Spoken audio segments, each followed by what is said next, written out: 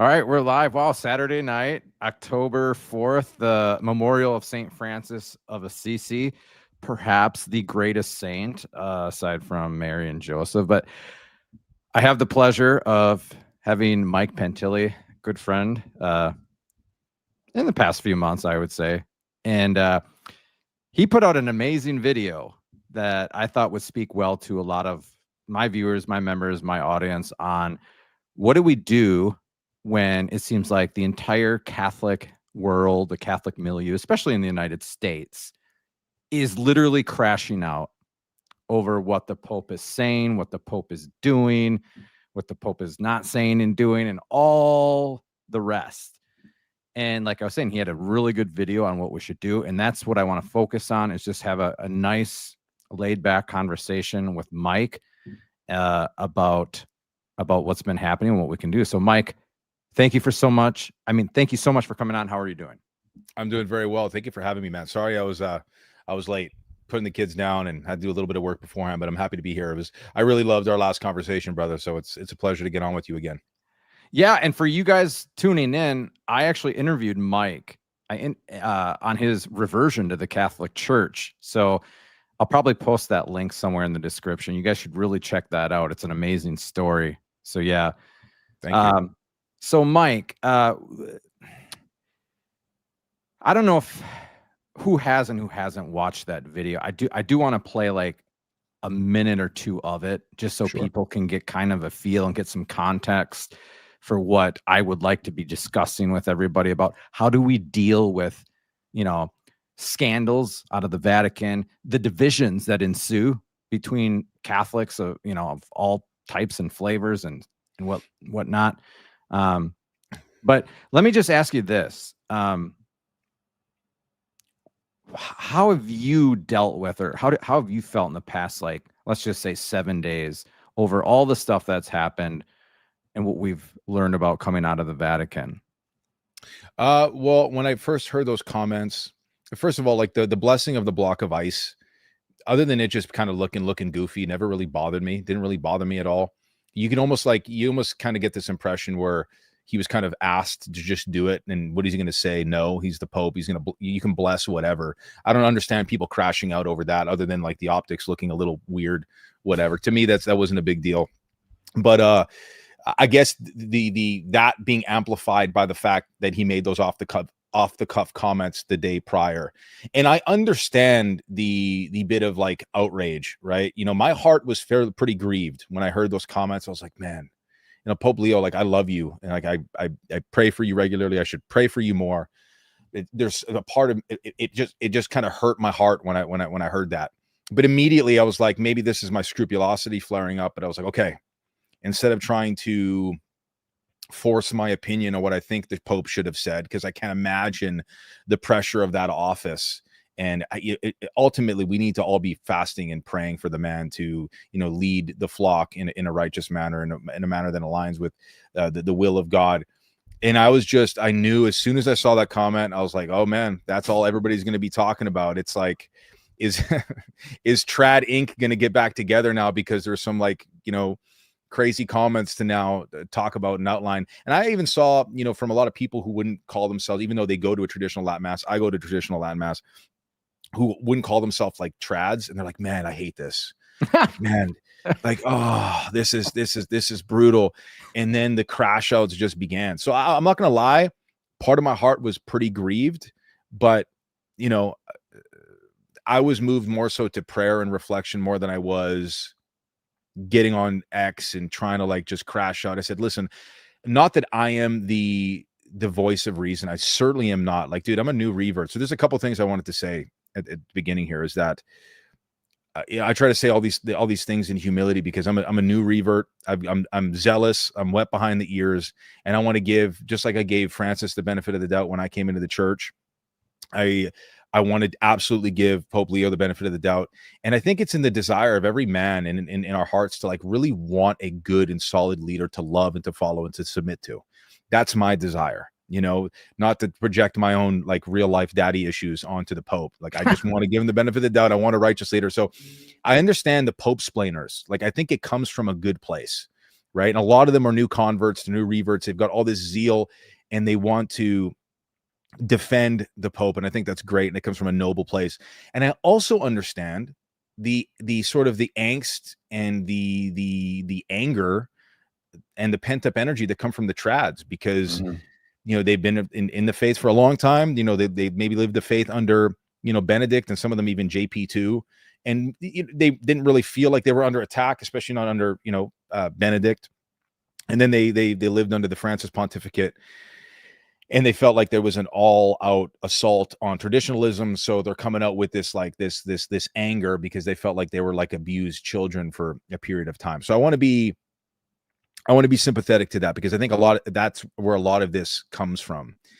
But I thought to myself before putting out that video, I said, there's got to be some kind of reasonable middle ground that we can approach this from, you know. And ultimately it comes down to, and this is what inspired it for me, was like, dude, how many times have I brought disparaging comments, even about the Novus Ordo or about Francis or about a Novus Ordo priest that I thought was doing things irreverently or saying silly things in a homily or what have you. It's like, I shouldn't be doing that. Now, it doesn't mean that these men are above reproach or criticism, but the big thing, like we were saying before we got, you know, went live here, is that how would we speak to our own fathers? And this is especially front of mind for me, because me and my like earthly father don't have a good relationship. And I understood that me fully like stepping into my manhood was to reconcile that relationship in my heart, not to project what I want it to be and to ride off into the sunset, because likely that's never going to happen. So I have to really meet my dad where he was at, or where he's at. And in approaching these types of conversations, it's like, even though we've had this tumultuous, this turbulent relationship, how would I go about speaking to him if I felt like I needed to make a comment of correction? Because it's not to say that we can't vocalize things, you know, and be necessarily critical, but we've got to really practice prudence and temperance when we do that. Because I think, dude, I mean, we're going to have to make an account for every single careless word that we make, every, you know, nasty thought that we have. And we ought to be bringing that energy to the confessional. And I hope, and I'm not the person to say that I can judge the state of somebody's soul, but when I see these crash outs on X, I'm like, man, I hope you guys are going to confession with this stuff, dude, because this is really bad. It like that grieved me really terribly. So I don't mean to ramble, but yeah. Yeah. You know, the whole X environment and how we utilize that, it seems as though it's, I don't know, whether it's the algorithm or just how it assimilates to our tendencies. It's like, it's made for people to crash out. It's made for people to just have an emotional rant, but to take it out on other people. And it's so easy to do because it's purely virtual, and you're more or less, most of us are hiding behind a avatar or some artificial picture and whatever name. Not all of us. I know not you, but you know, it's really depersonalized. I think a lot of the things that people say on Twitter, they would never say to their faces in real life. You know what I mean? And yeah, I think it gets a lot of people like us Catholics into a lot of trouble. You mentioned that in your video, I'll play it here soon in a couple of minutes, that you mentioned that you had some instances with people or whatever online, or making comments and then making comments with your, I don't know if it was like a Bible study thing, and you'd have to go to confession for those comments. I thought that was so real and transparent and honest of you to share that. But it's real though, because I've had to do the same thing. You know, it's like, gosh, you know, our Lord says, if your hand causes you to sin, cut it off. Well, dude, that hand is Twitter almost for me, or has been. And I've noticed you know, you would say in your video, like, well, I've taken a lot of time off of social media. There are times I just need to just get off of it altogether for a while, just to let things cool off. But man, I just, anytime I scroll down Twitter, my blood just starts getting, you know, my blood pressure. Now, if I just went on Twitter, like made a post or a tweet or whatever, and then just let it be, no big deal. But as soon as I start scrolling, I want to fight. I wanna, like, bring it on, you know? So I really appreciate that about you. But can I play that it's like a minute to 2 minute clip of yours that I think everyone needs to see, especially like my viewers, my subscribers. It's just the mark is 10 minutes until I think 12 minutes. Is that okay? Go right ahead, brother. Absolutely. I think it's absolutely phenomenal here. Thank you. People would really benefit out of this. So the title, everybody, this is Mike's video. I think it came out yesterday. It was like, I think man, what day is it today? What day is it? Saturday? I think it was Thursday. Was it? I'm sorry. So yeah, no, it's okay. I'm sorry. And it says, don't crash out, do this instead. And it's obviously the context is in relation to everything that has been coming out of the Vatican and people's reactions. So and let me just preface it, and I'm not trying to butter you up, Mike, but the reason why I appreciate guys like Mike a lot, and this is just the God honest truth, and this is why I wanted him on my channel tonight, is he's so real and transparent. He doesn't try to be someone he's not. You know what I mean?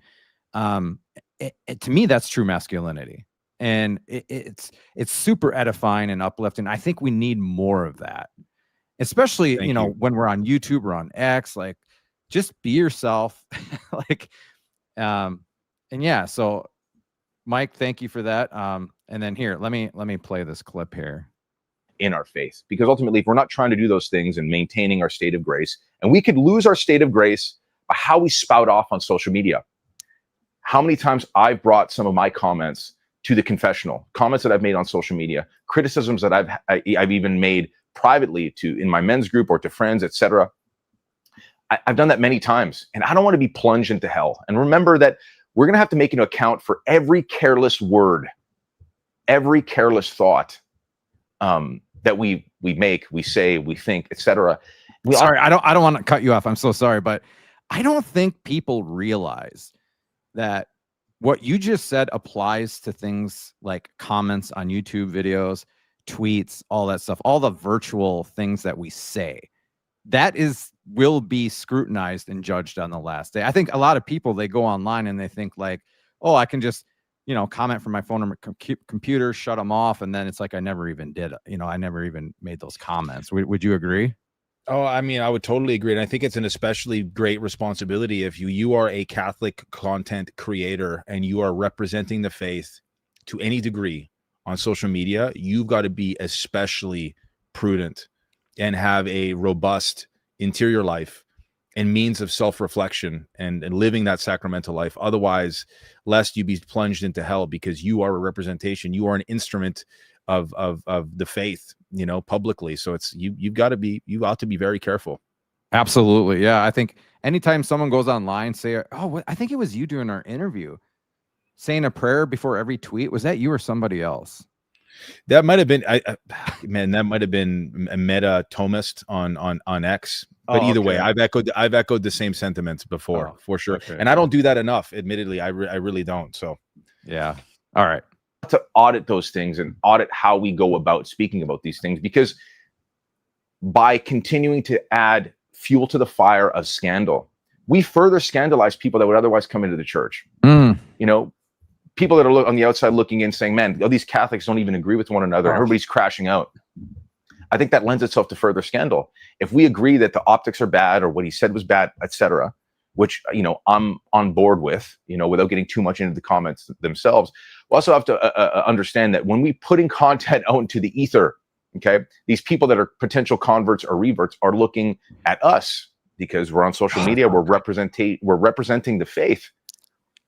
So it's not to say that, again, we can't criticize or we can't critique, we can't report on these things, but how we go about doing so is very important. And remember, the two things that have anchored me and the two things that should anchor you are maintaining your state of sanctifying grace, dying in a state of grace, subordinating your defects to right reason and to your intellect, striving for sainthood by practicing penance, practicing mortification, and trying to reach a state of perfection before we leave this earth and we receive our particular judgments. Okay. This to me was the most important part of your entire video. So I'll just say a little something, then I'll ask you about it. It's been quite apparent. I know you're a revert. When did you come back to the church, Mike? Officially, like May 4th is when I received my confirmation, but I was very much living like a Catholic January 2024. Okay.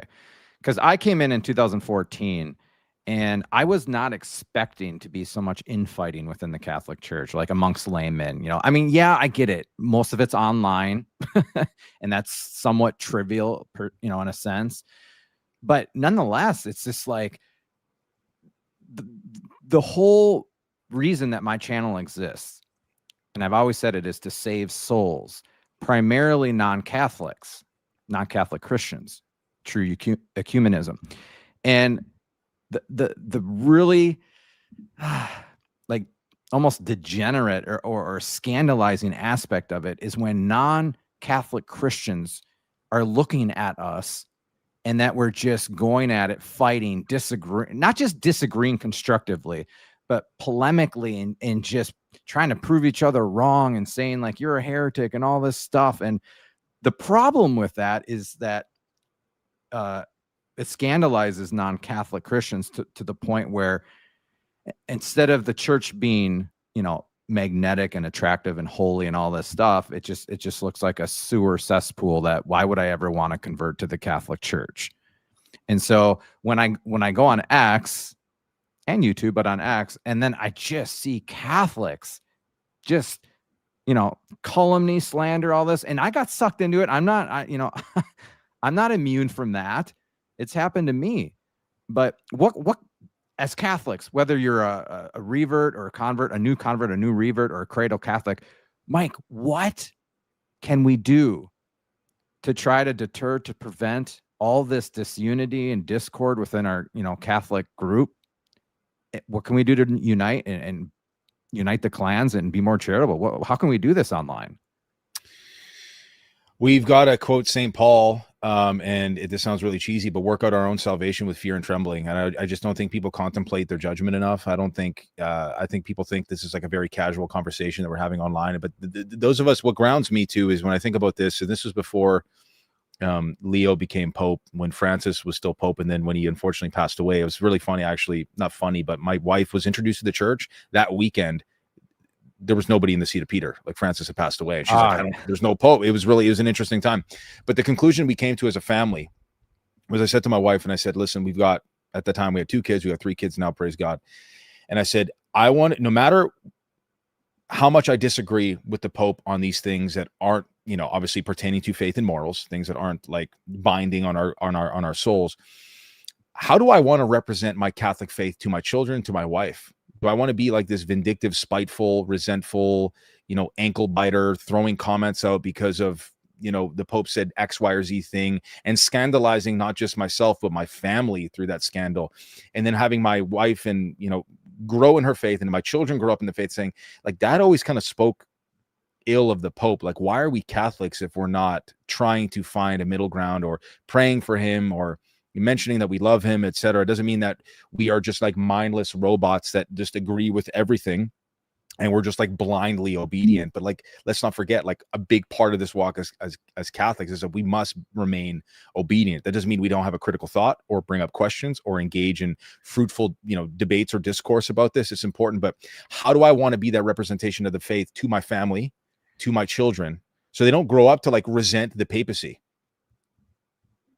You know what I'm saying? Me and my wife just talked about this today. She's like, this is like my first Pope, the Pope that my children are going to be raised up in, God willing, for the next like 15, 20 years, what have you. It's like, we don't have to agree with everything he says, but we at least have to show that we have such a reverence and respect and love for the Vicar of Christ on earth, instead of being almost having like a spirit of Protestantism within our Catholic faith. Doesn't make sense. Yeah, that's what I was really pleased with in your video, because you made it apparent that you didn't necessarily care for the comments, and I appreciate that. I really do.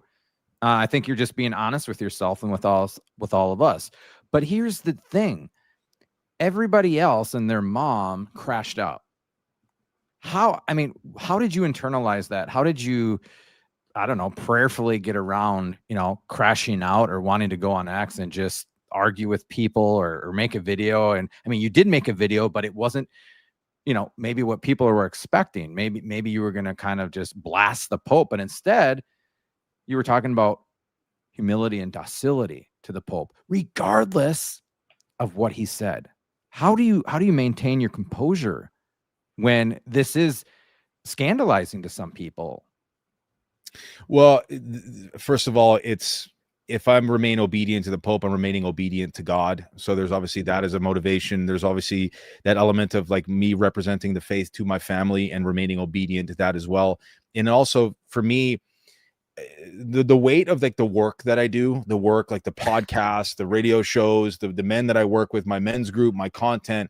It's like, I mean, it says it in the epistle of St. James, right? Like those that teach are judged with a greater strictness. Not that I'm a teacher. I remain in my lane. I'm not a theologian, etc. I'm not all these things, but I'm going to be judged with a much greater strictness, publicly proclaiming being a Catholic and then wanting to help other Catholics. So it's like, man, the only way that I can go about making a prudential judgment or call about this is by going inward. And so whatever like emotions I have over this, I ought to practice penance and mortification and really subordinate my emotions. So I actually understand how to, you know, come to these conclusions reasonably, because they come from a place of actually really just trying to humiliate myself for the glory of Christ. So I can actually reasonably apply virtue, you know, prudence and temperance when it comes to these types of conversations. And that's really was the inspiration for that. And it was especially relevant too, because during the month of September, it's obviously the month of Our Lady of Sorrows. And for the last 2 years, I've renewed that novena. And last year it was, you know, she smashed me over the face with the fact that I was greedy. So I started becoming more charitable. And thus my relationship with money and finances actually got much better, because I said this wasn't for my glory, but for the glory of the kingdom of God. And similarly, this September, this word penance just kept coming up. So it was like front of mind already. I said, man, Our Lady is really prompting me to practice more penance, more penance, more penance. So I said, okay, you know, extra rosary or meditation, more interior reflection, really like going inward. And that was essentially the inspiration for that too, because, and a couple things. We do not know. There's, you know, I was getting into a bit of an argument in my Instagram comments. It's like, this is why guys are choosing orthodoxy, and because the Pope's comments. I said, no. I'm willing to say more people are choosing, and they're not really choosing orthodoxy in that kind of those kind of numbers. Like, that's cope. Stop the cap, as the kids say. Like, stop that. Stop the kids. God bless. Stop it. Most of those guys online are not even like, they're not even catechumens. And I pray that they discern themselves back in the church, and they will. You're a sincere truth seeker, you will. But most people are swayed, especially now. This really is the new evangelization. Social media is like ripe for that, for conversion. Because if it wasn't for social media, like I may have not come back to the faith, right? So it's like, okay, well, how do I actually make a grounded message for the people that are on the outskirts looking in, the people that are on the cusp of a conversion or a reversion, the people that have just newly converted or reverted? You know, how can I represent the faith in a way that like quells the fire within them, where they get caught up in the scandal and they have not yet built the requisite interior life to really ground themselves and to see through it? You know, so I want to be that representation for the glory of God, so these people do not get scandalized. Yeah, that's what it comes down to. I also appreciated you mentioning, you know, if there are, well, catechumens or just non-Catholics inquiring about the faith, maybe wanting to join, maybe just an observer in our OCIA, whatever. If they have a true conviction that this is the church that Christ founded, this is the fullness of the truth and the faith and the sacraments, no scandal should deter them. Like, I think you were, again, forgive me, I'm just paraphrasing you, but you were having some struggles during the Francis pontificate or whatever, or whatever. But, and this was in the midst of your reversion, but you would not let anything deter you from reverting. And I can't remember if you brought it up, but it kind of goes back to the priest scandals in the early 2000s in Boston or whatever, in that diocese. And I know of some people that actually did convert during that time. And some people didn't convert, but were going to convert, but the scandal prevented and deterred them from doing that. But it's just like, you know, it's like that test that God always tests us. Like, are you going to be true and show fidelity to me by being faithful to the church? Because that's how you show your fidelity to God, is by being faithful to the church. So I did want to ask you, though, about people that are inquiring and going to Eastern Orthodoxy versus Catholicism. Do you think that what we were talking about with Catholics, fighting and bickering, or just just scandals and just all that above, do you think that really deters people from wanting to join Catholicism and just settle for Orthodoxy? I mean, it's like Catholicism without a pope, not 1-to-1, but yeah, I think that's certainly part of it. I think it's certainly part of it. I have to also give the EOs credit that their aesthetics go pretty hard. Yeah. Right. So I think a lot of people are, I think a lot of the time there's a couple of things, especially the young guys have like this rebellion against authority. So there's no real central authority piece in Orthodoxy, right? Like it's a pyramid that like flattens out at the top. There's really no authority structure there. We should be seeking an authority structure as men. That's what kind of keeps us contained. You understand our hierarchy, that hierarchy. If there's a hierarchy in heaven, then God has instituted this hierarchy here on earth. So I think a lot of these guys that are converting to Orthodoxy are doing so out of emotionality, and they're pretending that they're based and all this stuff. And really it is an emotional conversion, because they cannot seem to look past some of the bad optics, right? Whether it be that Jubilee thing with the LGBTQ people in the Vatican, which really, really grieved me. And they look at that, they don't want to do any further research. Like, I'm just going to go over here because there doesn't seem to be any scandal over here. There's nothing I really have to parse through. Instead of looking at it as, this could actually be like a divine chastisement of some sort. But the church, like, there's no way an institution could have lasted 2,000 years with all this scandal and still maintained this dogma without, going completely apostate. And I also think, and this was surprising for me too. When I walked into the church, I was like, oh yeah, everybody's going to have like this uniform understanding. Everybody's going to be on the same page. I'm like, I'm walking into this mansion. It's just going to be one floor and we're all going to be praising God.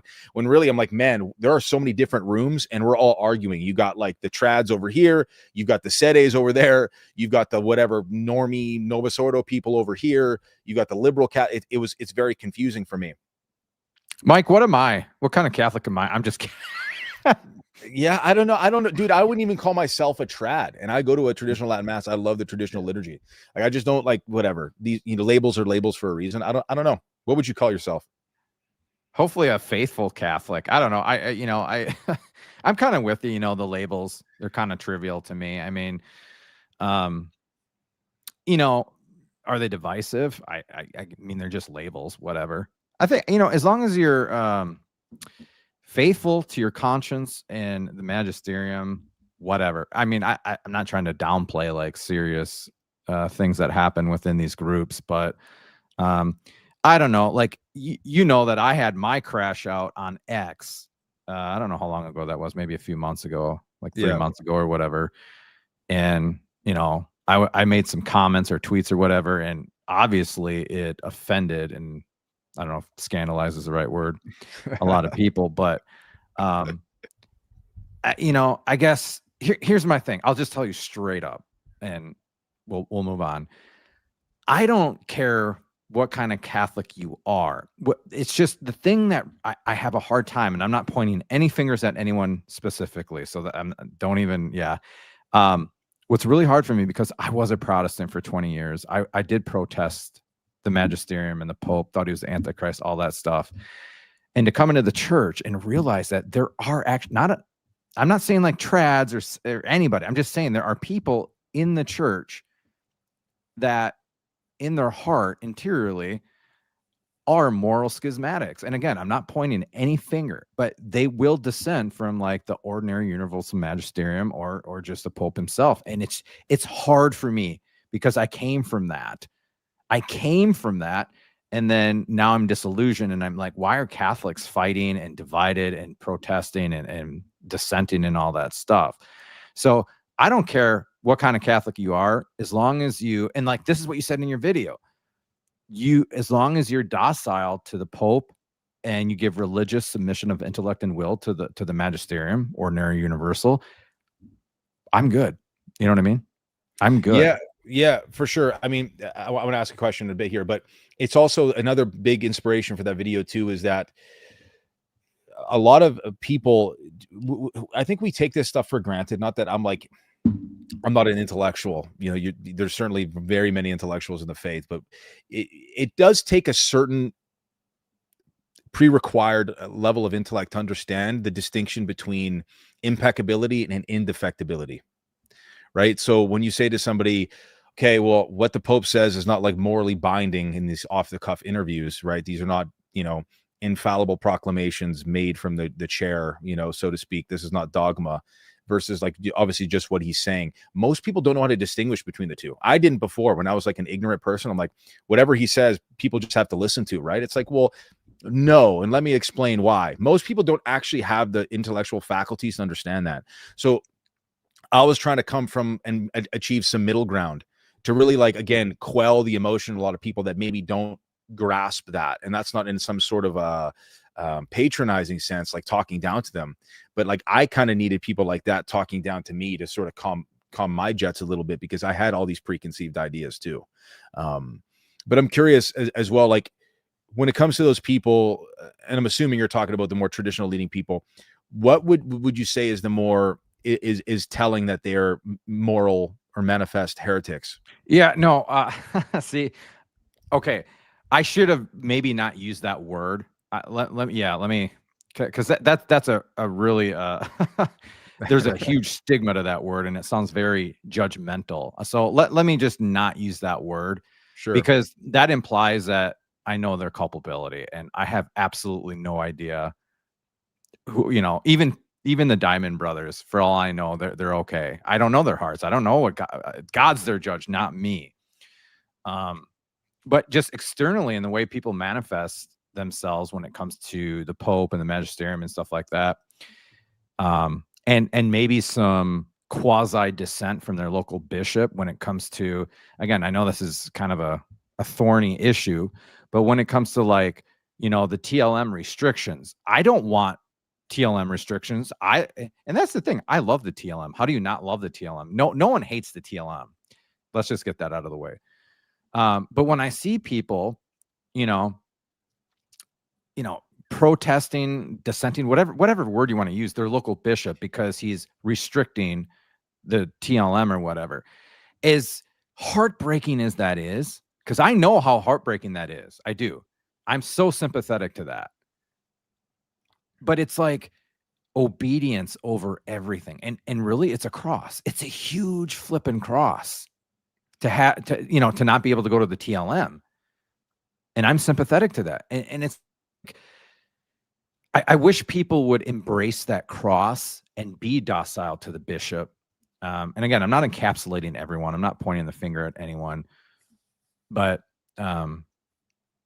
yeah, and it's so, people are so vocal about it too, online, like on X and on YouTube. You know what I mean? Just bashing the bishops or the Pope or whatever. And like you said, Mike, if you disagree with Pope Leo, and if you thought his off-the-cuff remarks were imprudent, impetuous, and just downright scandalizing, and likewise your bishop limiting the TLM, I think you really need, not you, but just in general, you to do some self-examination and discern how to go about criticizing your bishop or pope, but even in public.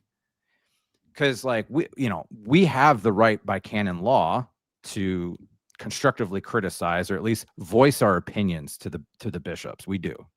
It's one of our rights. But just because we can doesn't mean we should. And that's like where prudence comes in. And you were talking about that. You're like, don't crash out simply because Pope Leo said X or because the bishop said Y about the TLM or whatever. And so I just get, I don't know, kind of despondent about our church in the United States when we have all these not all, I'm sorry, but a lot of Catholics, and they're just, it's like in the United States, we have this spirit of skepticism and critique and opinion where we just it's like how we treat the president of the United States. I know, bad analogy, but you know what I mean? We always want to criticize those in authority or the hierarchy, up the hierarchy. We always want to just make our opinions heard and our voices heard, and we want to criticize and criticize and criticize. And again, I don't know about other countries. I don't really see this happening. Again, I know I'm in the States, But I don't see this around the world. To me, it seems like a tendency or an ideology in the West that we can't help but just criticize everything the Pope says or our local bishop or whatever, even if we disagree or agree. It's just like, what's prudent here? Should we be silent? Should we speak up? Should we go to our local parish pastor first? How does this work? But the social media platform is so accessible and it's so immediate that we can just go on and just blast whomever we want. And I just, like you said in your video, I don't necessarily think we should do that. We should think about it. We should get offline, get off social media. And boy, I just yapped and yapped and yapped. Mike, what do you have to say? No. I want to say a couple of things. You know, what's happening in like the diocese, and what's really interesting is, as woke and as liberal as Canada is, all of our bishops, by the grace of God, are very friendly toward the TLM. There's no TLM restrictions here. Nice. Like we have our archbishop got moved, and I'm kind of sitting here and waiting. I'm like, if this guy, I go to a fraternity parish, so like we're going to be pretty good. But it grieves me to think that if a bishop came through and, you know, suppressed the Latin Mass, like I'd be devastated. Yeah, I'd be devastated. Now, I would have to go and make like this judgment call. Now, would I go and spout off at the top on X? No, I wouldn't do that. But I can tell you what I would do is I would go pray in the rosary in front of the diocese and want to speak to the bishop myself. I'd want to do that. Amen. Like, hey, listen, I'm obedient to you. I'm not going to go and now become a sede. I'm not going to do that. Now, if there's an SSPX chapel, I'm going to go there, because even though they're canonically irregular, you know, I have enough argumentation. I've heard enough argumentation where I'm convinced that that'd be totally fine.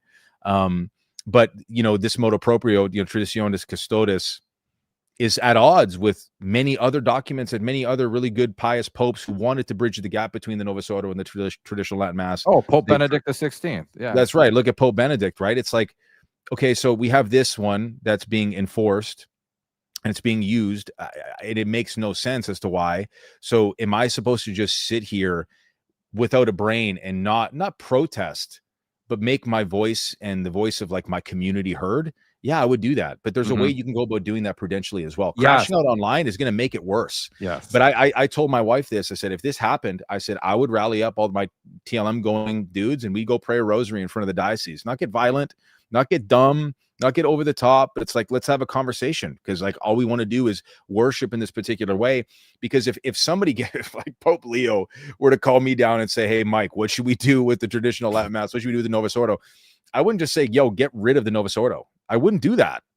I wouldn't do that. I'd say like every parish should have one of each. Right. And I firmly believe on a long enough time horizon, almost everybody would be going to the traditional Latin Mass. Yeah, Pope Benedict XVI called it because he wanted to like bridge them together. He called it cross-pollination of the liturgies, right? He didn't want to pit them against each other. He wanted them to like be complementary of each other. And let's just be frank. The Novus Ordo, right? I don't think Sacrosanctum Concilium was meant to, you know, have it be irreverent or like less Latin and all that stuff. That just wasn't in view or whatever. So I think there is a sense of disillusionment maybe with the younger generations, because I don't know, but the boomers, they don't have a I thought, you know what I mean? I think they're fine. They're just kind of like complacent with anything liturgical, which they grew up during Vatican II, the liturgical reform and all that stuff. But can I just ask you before I forget? Sure. Why do you think, because I have my theories and I don't know everything. Why do you think the TLM, why do you think Traditionis Custodes was written and implemented? Like, why is this going on? Like, what really is it? You know, like, man, I think it would be imprudent for me to even make assumptions. You know, okay. All I can say is, you know, that article that Diane Montagna released, where allegedly, and I might be getting this wrong, where there weren't nearly as many bishops as was brought forth that were in agreement with the suppression of the Latin Mass. In fact, it was like the opposite, was very telling to me. And it seemed like it was a very legitimate, you know, document that was like, oh, this seems to have been something that was bred out of maybe a disdain and a dislike for traditionalists. Now, I'm not going to say that trads are like completely innocent, you know, because there's a lot of really polarizing content out there that seems quasi schismatic, you know. Like what? Sorry. Just because, I mean, during that Francis pontificate, there was a lot of people that came out and were just like, all they were doing was just trashing. Anthony Abate made this post and it was great. He goes, Trad Inc. is about to fall apart with Pope Leo because you can't really say anything bad about him. And like so much of these people's platforms were built upon dissenting against, you know, the about Pope Francis or headlines about Pope Francis, et cetera, and so like Trad Inc. is just going to fall apart because like their model was like, what's Pope Francis saying? This is what we think. And so do I think like the mad trads had some influence? You know, on one hand, I believe, man, there's no way the Vatican cares about what some people on YouTube or on social media are doing. On the other hand, I'm like, this could very well be the case. I don't know what it is. I think it'd be prudent for me to guess. I'm a new Catholic. You know what I'm saying? Yeah, man, you're all about prudence. I love it, man. I'm just, I just like, I don't know, dude. There's so many people that spout off at the mouth about this, and it's like, I mean, unjust speculations can be grave matter if it's, you know.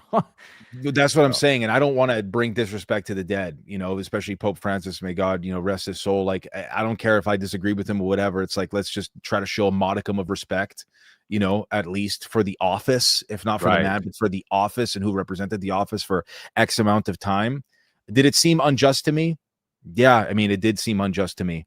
And especially like my direct, you know, experience with trads at my traditional Latin Mass parish, none of these people are like schismatic people. They're just not. They're absolutely not. These are the most like lovely, beautiful people that I've ever met. It's not to say that I haven't met beautiful people at the Novus Ordo. Of course I have. Like my wife was catechized in OCIA through the Novus Ordo. I go to a Novus Ordo for confession, dude. Like, what? You know what I mean? You know we're live, right? No, I'm just kidding. Man, I don't get you. People could call me. I made this joke. I'm like, yeah, my nickname is going to be Ecumenical Mike because I got so many friends on the trad sphere, and I got so many friends in whatever you want to call the Novus Ordo sphere, you know. And so I'm just trying to find a reasonable middle ground because I just don't think, I don't know, being on one side and say again, sorry. Milk Toast Mike. Call me Milk Toast Mike, dude. I know my absolutely. I know my place in the hierarchy. You know what I mean? And so I try to remain there and do what I do well. And it's not like speculating over what what Francis did from his position as Pope. And there's a lot of people that like absolutely hate people that just go to the TLM. Like you just mentioned the TLM, dude. I got some dude, I'll never forget this, man. Oh, and this was a lady who I'd done like shows and stuff with. This was all public on X, so this is, you know, not gossiping or whatever, but she's like, oh, so you just disagree with the council? Like you completely dissented against authority. I said, by going to the traditional Latin Mass, I'm dissenting against. Like, what are you talking about? Yeah, that's ridiculous. I'm not talking about you going to the Novus Ordo. Go to the Novus Ordo. Yeah. Like, I don't care. Do it. See, there's extremes on both sides. You know what I mean? It can become very polarizing. Sorry, I cut you off there. No. As soon as you mention the traditional Latin Mass, you know, for a lot of people, just like in the trad sphere, you mentioned like, oh, I go to a Novus Ordo. It's like that. You're not a real Catholic. It's like that's just equally retarded. That's equally retarded. Like, come on, dude. So like, this is No, I'm really sympathetic though, because you know, I think there's this stigma or caricature of traditional Catholics that they're all just Vatican II dissenters, you know, and are there some out there? Sure, but it doesn't encapsulate every single traditional Catholic that loves the TLM. And like you were saying, your local community, I don't want to dox you, but you know, yeah, where you are, none of them are like that. They're not moral schismatics. They're not dissenting from the magisterium, all that stuff. And what's unfortunate is that these other people that are, you know, I don't want to say that word, but, you know, ruined it for the faithful ones. You know what I mean? Like all these restrictions all over, they're the ones that ruined it for them. You know? So it's like, I don't know. I think, like I was saying before, it's a cross you're going to have to bear. I know it sounds very condescending, but it's like, well, that's a huge cross, and you're just going to have to bear it. And I guess hopefully these people can behave. Yeah, I've been trying to like make sense of, for example, what the Bishop of Charlotte is doing.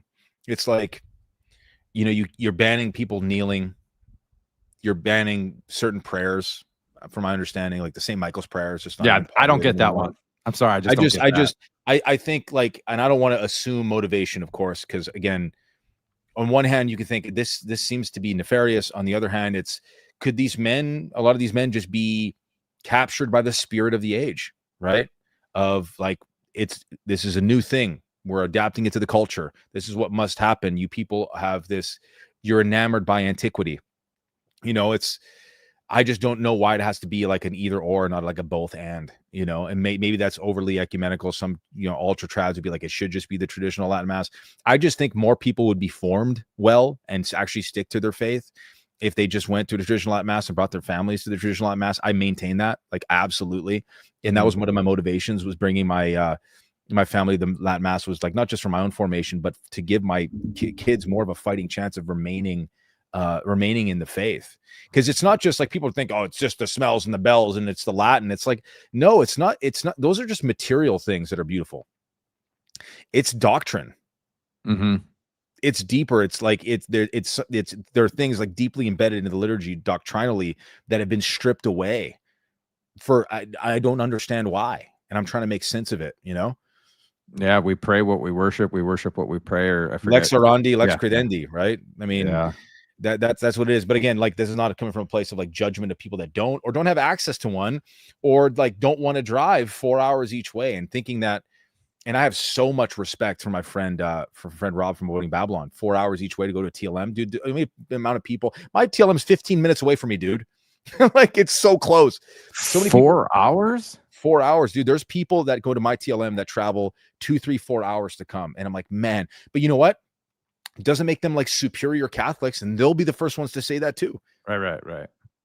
I'm not a superior Catholic, because I do this, and you know, you could pray a few rosaries on the way to Mass there. Oh, you do more than a few. You can do your daily family rosary in the car. That's like the best place to do it. So your kids are actually, like sitting down. And you know, if anybody has a question as to what was stripped away, you know, doctrinally or whatever, I'm not the guy to really like go into that in depth, because I'm still understanding and learning all of this. But Dr. Kwasniewski did a great interview on Matt Fradd, and then my friend Nick Cavazos, traditional Thomist, did a video on this as well. People can just say, oh man, I'm not going to listen to those guys. They're this, that, and the other. It's like, okay, then that's on you. Well, hey, let's just be honest though. Even if you disagree with whomever, like the names you just dropped or whatever, they're still our brothers. You know what I mean? Like, for real. Like, I mean that. Like, we're called not just to love our brothers, but our enemies. So if this person is coming across as an enemy, love them. Like, for real. You don't have to like them. You don't have to invite them over for dinner, right? Or babysit your kids, but love them. You know what I mean? And I know it's hard. I know it's really hard when, you know, this person's ideology or whatever is completely different than mine or whatever. And so that we have this natural tension not to want to even like each other or whatever. But I did want to mention, so Mike Pantilli right here was on Pints with Aquinas, Matt Fradd. How long ago was that?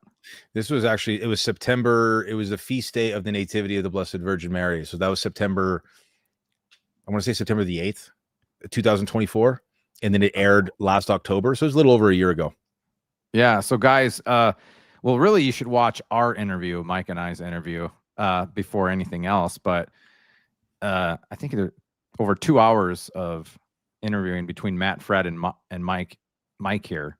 It's really, really good interview. I listened to the whole thing. It was super edifying. Yeah, it was great. I look back and I kind of cringe too. It's like, man, you can just there's just some things that only time can do in terms of maturation. I look back at that interview. I'm like, oh dude, I would have said so many of those things differently. So if anybody wants like an updated version of that, I love that conversation. That was like a bucket list thing, dude. I mean, to be on Pints was crazy. But when I was on Keith Nestor's interview, or the interview with you, like, or even the 3 recent interviews I did with Father Dan Rehill, the exorcist, it's like, you know, that's a more, maybe a more mature Catholic Mike. And I'll look back at this interview and be like, man, I was so cringy. But no, I appreciate that, man. That's pretty much like the foundation of my reversion story on that show with Matt. I look back at that interview, that whole like flying down there, and I'm like, I can't believe I'm hearing him doing this. It's crazy. Yeah, and glory to God. Yeah, and it's awesome. Your channel, so everybody, I don't know where everyone is. I mean, everyone needs to go check out Mike Pentili's channel. Your channel's kind of blowing up a little bit. You're almost at 10K. Yeah, it's funny. I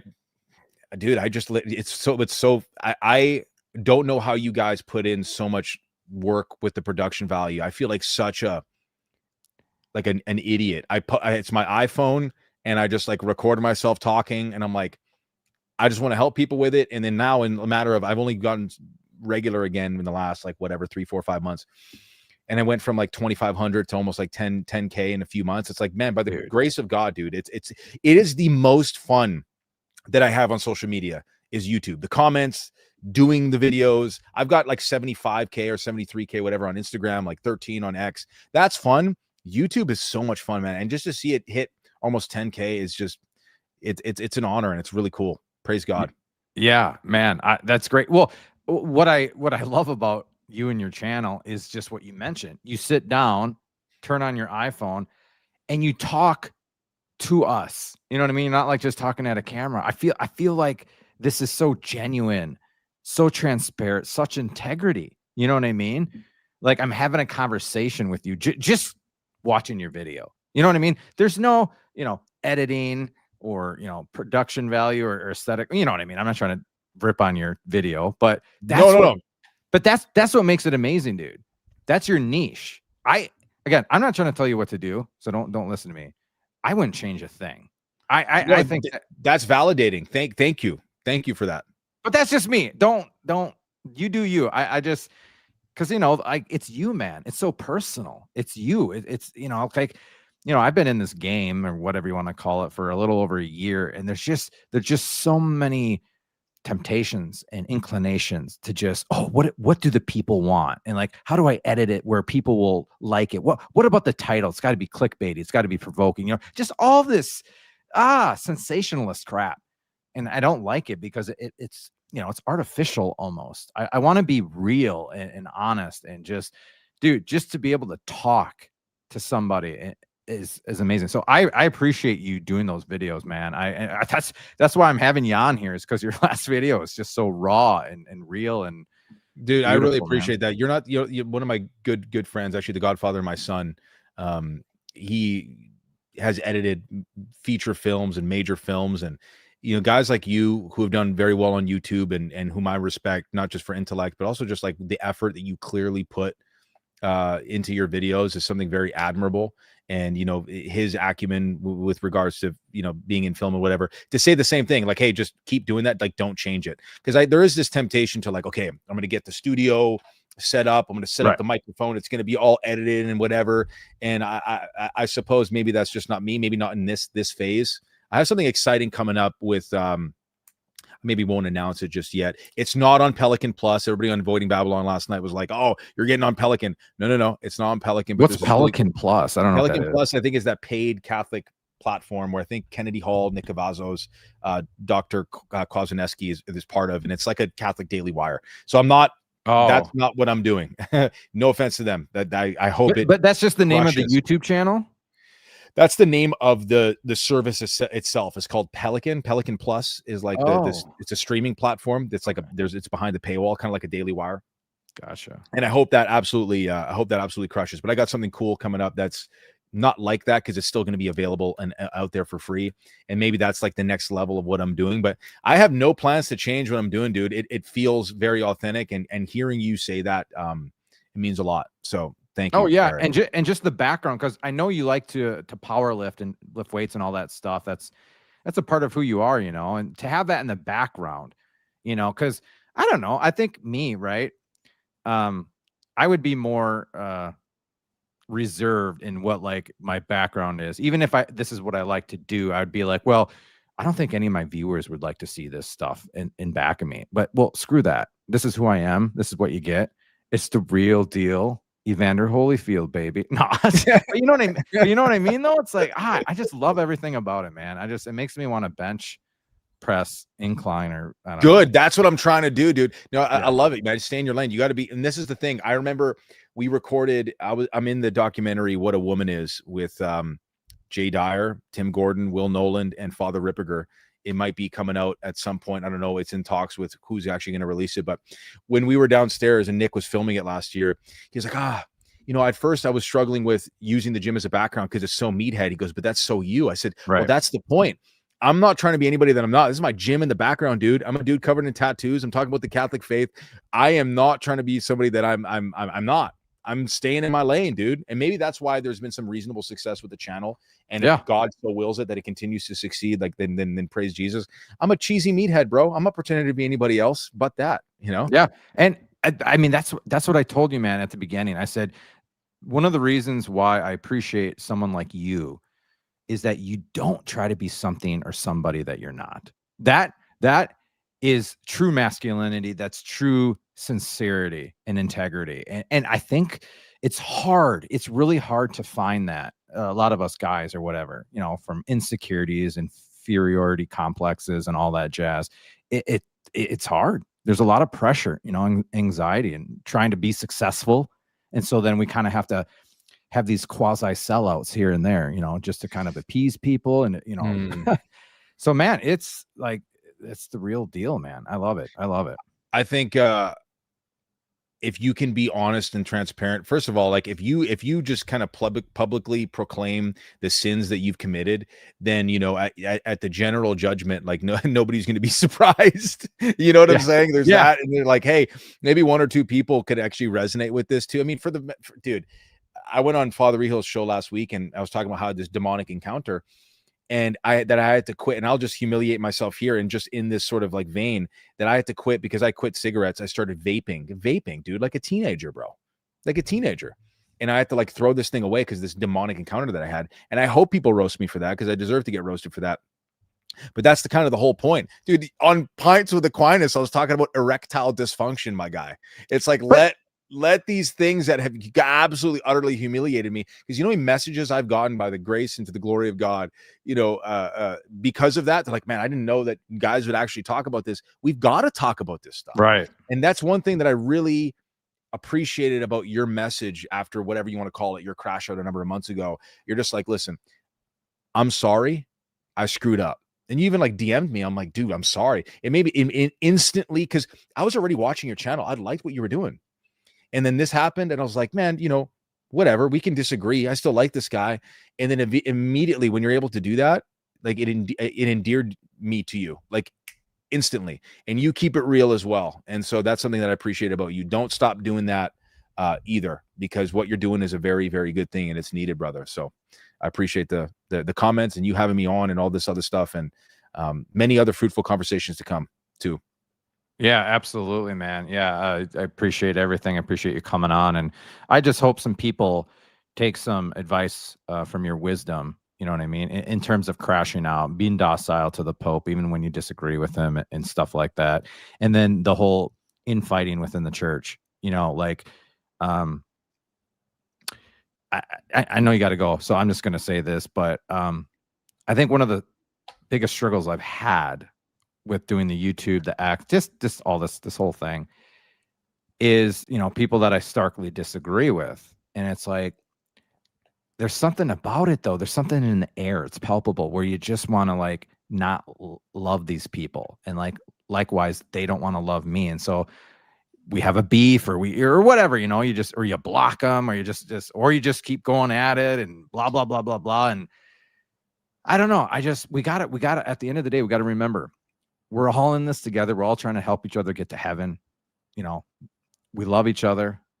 And I think it's important, like you said, Mike, if we do disagree with each other, even like a stark disagreement, I think we can just kind of work through it constructively and fruitfully, where we're not compromising our own differences or our own beliefs or whatever, where we can actually respect and love the other person and still maintain whatever it is we disagree with or whatever. So Yap, yap, yap, yap. But yeah, no, man. no, dude. No, listen, yap, yap all day long. What I want to say is the only way we get to that is through penance and mortification. That's like literally the only way. I mean, otherwise we just end up getting, lost, and we're at the behest of our emotions. Right. And so we're not able to try to find that middle ground with people. And some people don't want to find that with you. That's fine. Just pray for them, whatever. Don't have a hard heart about that.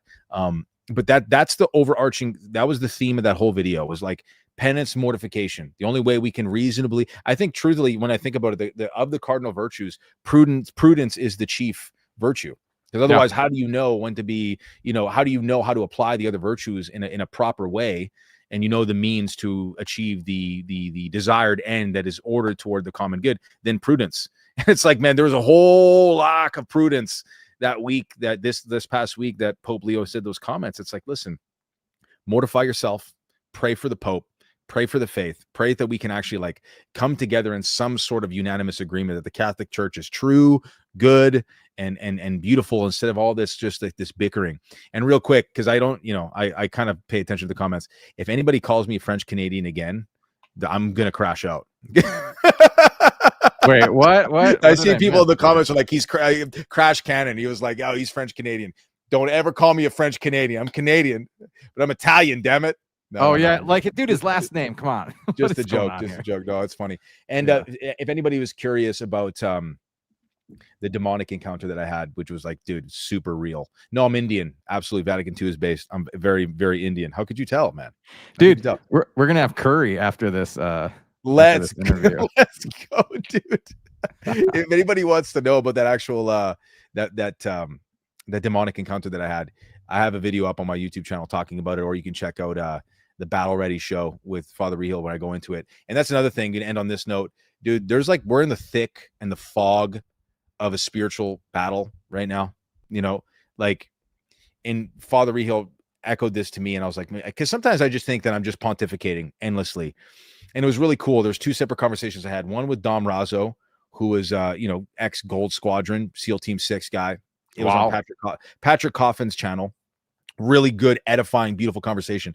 And even he said, he goes, the hardest thing, he goes, I've done all these things. He's one of the most badass dudes on the planet. He said, the hardest thing they've ever done was be a good Catholic. So I'm like, okay, cool. I got that right. Thank God. Second thing, talked to Father Dan Rehill, said, Father, how important is actually a good offense versus just being on the defense when it comes to the diabolic? He goes, well, a good offense is the best defense. So that's like my other message to people and Catholics right now. Utilize your sacramentals, like increase your frequency of confession. Even if you're not mortally sinning, like go. Right. Like read Mystici Corporis by Pius XII when he talked about like the benefits of frequent confession, even for venial sins, because these things are important. We're in the thick of it right now. And I think a lot of people are just going to be taken out, and they don't even understand what's going on. Oh, dude. Sorry. I didn't mean to. Sorry, Mike. I'm sorry. I didn't mean to get that up on. Speaking of spiritual warfare right now, we're gonna wedge this conversation in here. What do you think about the Father Mike dancing video, Eric? I mean, I try to be like objective and impartial when it comes to that kind of stuff, because I can totally see both sides. Well, actually, I don't know. I think about my local parish pastor, I don't know if I want to see him dancing ever.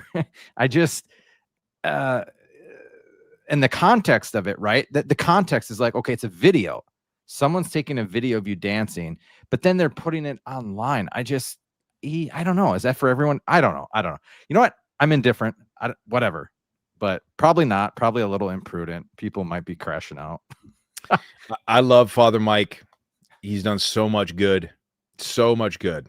I'll be the first one to say that. Oh, that's the pretext. That's the pretext. But no, I think Crash Cannon said it really well.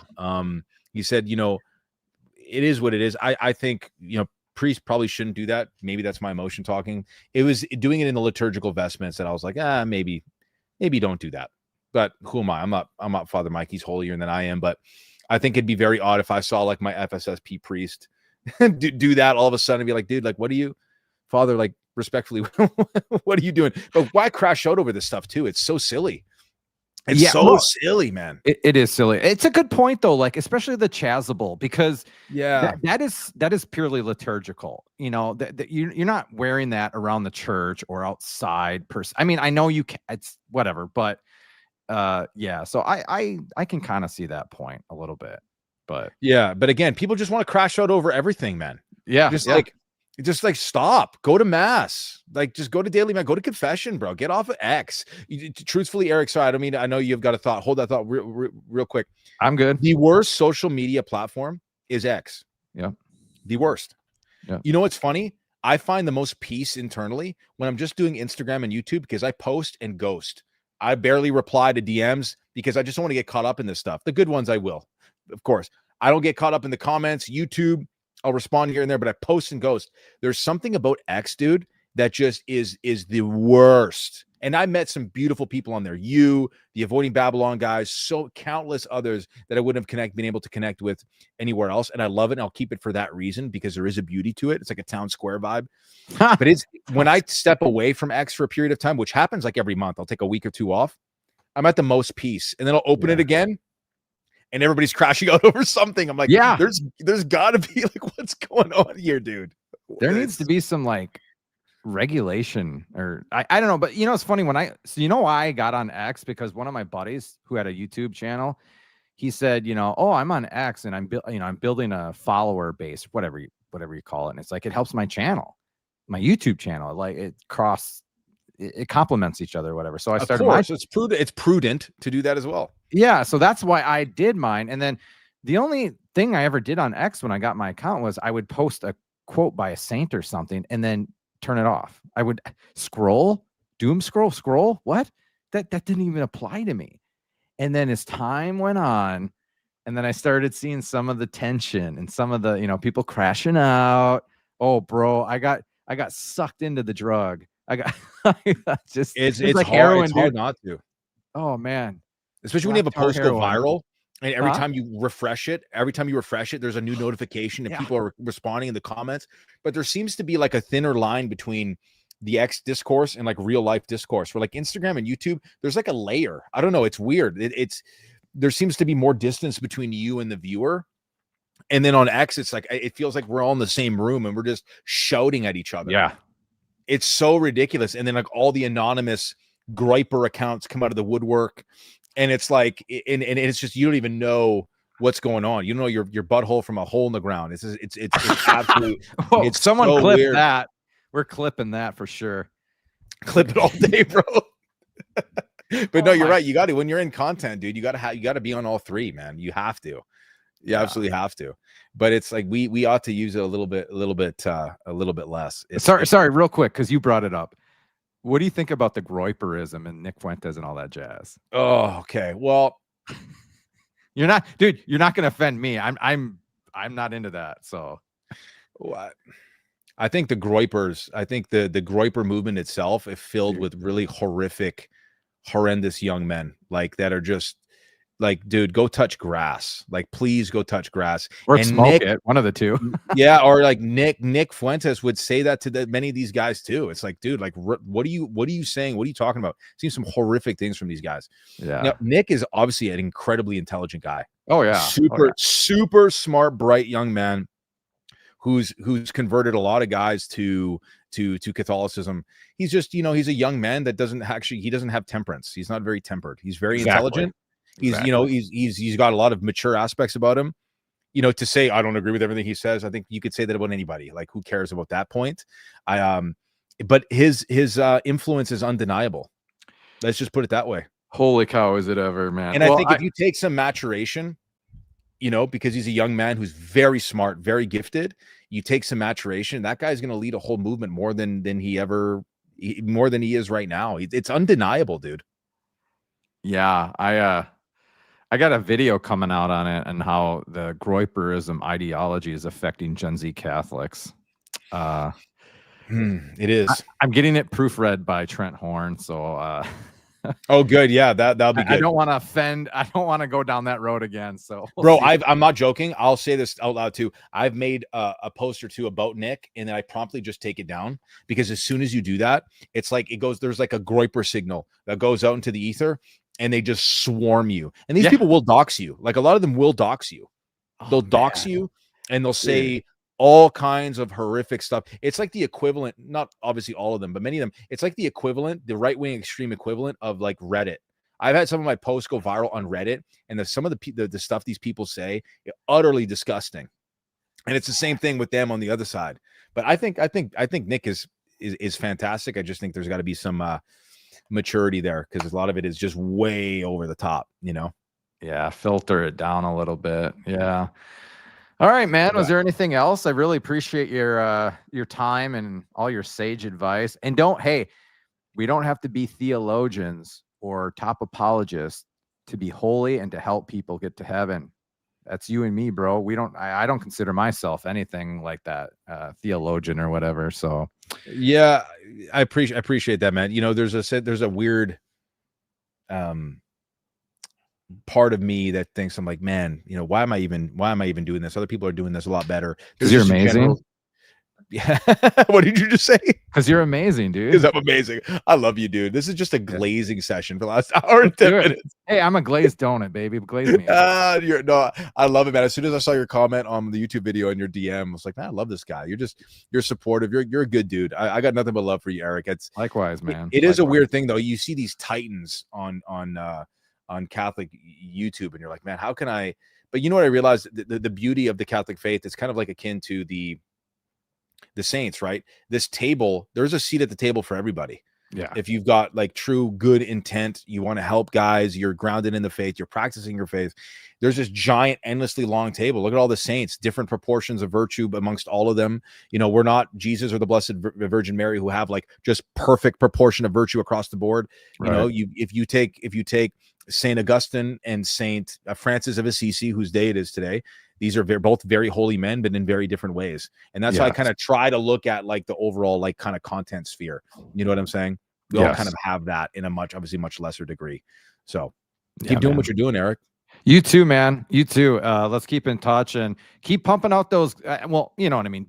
Don't listen to me, but those good videos that you make, man, I think it'll do a lot of good to a lot of people, because I think they'll see the realness and the sincerity and your integrity, and it'll speak to their heart. You know, it'll speak to their mind, but more so their heart. You know what I mean? That's what really counts. Is thank you. Yeah, you too, man. I'm trying to do it the best of my ability, and if like I know we said it in the DMs, are like, well, you know, if nobody watched my videos, I wouldn't do it. I said, yeah, you understand the sentiment I was saying when I was like, hey, if only like one person got something from it. I still maintain that, because, absolutely. You know, and I know you agree. When I first started on social media, dude, I had like 50 followers, 100 followers. And I remember the first guy who took a chance on me being on his podcast when I had like 300 followers on Instagram, wasn't even on these other platforms. I always remind myself of that like humble beginning, where like that was the motivation for doing all of this, was just to help one dude. And that one dude has turned into, you know, dozens, if not hundreds or whatever. And that's the mission. Because, man, there's been a couple of times where these videos kind of catch wind and it'll do 30, 40, 50,000 views. And you almost feel like you're at the behest of the algorithm now. It becomes a machine where you're like, you go so off the rails with different content. You're like, wait a second. Why? This is not what you started doing. Don't do that. So like, may we like, again, mortify ourselves so we stay in that place of that like sincere motivation for the glory of God. So I love you, Eric. God bless you, brother. Love you, bro. Have a good night. Kiss your kid. Oh, you already kissed your kids goodnight. But yeah, stay in touch, and God bless you, Mike. God bless you too, buddy. Thank you. All right. Peace, brother. See you, man. See ya. All righty. Well, one super chat. Guys, what is this? Am I just volunteering charity work? All right. The death penalty changed has scandalized more people in the church than the issue with the mass. I do submit to the Pope, but I don't agree. Are you still here, Daniel? I have a feeling you're not here still. But anyways, guys, for real, Mike Pantilli, I'm going to just tell you this right now. I don't know if he's still listening, but I was going to say this to him. And guys, this is not just like glazing. What is it? Is that a Gen Z thing? Glazing? I kind of like it though. No, like I don't do the false compassion glazing. Oh, let's just get along. No. I've never done that with another dude. Sounds bad. On my channel. I've interviewed tons of people. I've interacted with people on this live chat thing. I've collaborated with people. I mean, you name it. I'm just saying this. I wouldn't say this if it wasn't true. There is not that guy. I've never met someone in this realm more sincere, more real, raw, with integrity and honesty. I just haven't. And that's why that dude to me is one of the most top-notch guys in the world. Oh, you're still here. Guys, for real. I have a goal of 15 super chats. I mean, I know I know money's tight and times are rough, but all right. What'd you say again now? Sorry, Daniel. The death penalty change has scandalized more people in the church than the issue with the mass. I do submit to the Pope, but I don't get. Okay. So obviously a lot of people are struggling with the death penalty thing. I think it's okay to struggle. I think it's okay to question it. As long as, like you just said, I do submit to the Pope. When you say I don't agree, I think you can qualify that. You can wrestle with that. You can struggle with that, whatever. Okay. Read Donum Veritatis. It lays out exactly how you should go about if you have internal doubts, if you have questions, blah, blah, blah, blah, blah. You know what I mean? So again, just pray about it. Really pray about it. Like you said, you submit to the Pope. Never dissent from the Pope, and I think you're just fine.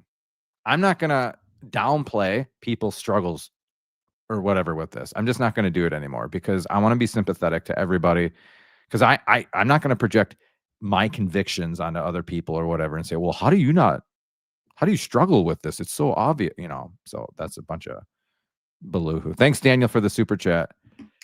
Bos Mutos. Bro, where have you been, man? Like, it's been 6 hot minutes. At least 6 hot minutes. Where have you been? I remember, has it been like 6 months since you've come on to the channel? And you're a member. Were you on a sabbatical? Thanks for the super chat, Bos. Love you. You're my guy. Gosh, now they just come. You just ask and they come flooding. I love you guys so much. You should have pushed back Eric on his claim of the Novus Ordo being doctrinally stripped when he didn't even know and recommend to watch SSPXers. I have absolutely no idea what. Can you paid $5. Can you just rephrase that? I don't know what you're talking about. Oh, the doctrine thing. Yeah, because the TLMs are more robust in like their doctrines, the liturgical norms, and I'm guessing the catechesis and the homilies. You know, so aside from what he said and what you're saying is, I don't have enough experience, anecdotal evidence or whatever with the TLM to make a judgment or an evaluation on that. I just don't. You know what I mean?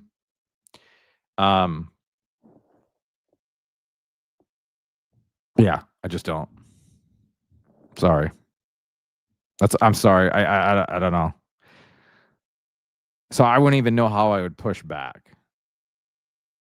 But